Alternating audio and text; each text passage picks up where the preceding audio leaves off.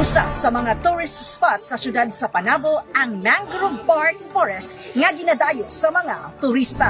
Lingaw nga ming bisita ang LGU Butuan sa maanindot nga klase-klaseng mangrove ug ang pinasahi nga tulay nga maoy nagdala sa mga bisita nga makaabot sa pinakatumoy ug makita ang hamugaway nga boat landing area ug ang bag-ong gitukod nga watchtower o view deck ug fishing area. Bago sila miadto sa Mangrove Park sa Barangay JP Laurel og Mangrove Nursery sa Barangay San Pedro, Panabo City.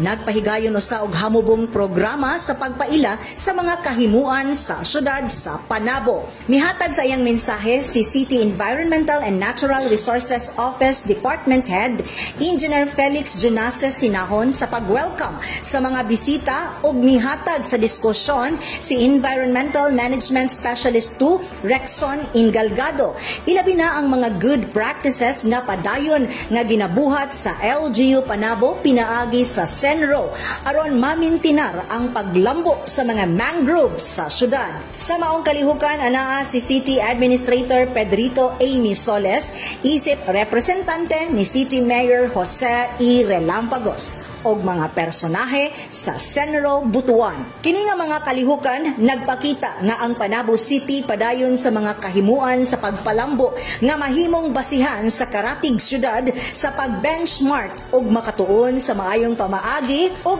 inisyatibo sa syudad ilabi na sa pagprotekta sa kinaiyahan. Kauban sa kamera si Louie Panagsagan og Christian Costa Niemo. Kini si Dali Amag nagikan sa City Information Office Broadcast Services alang sa Frontline News Panabo.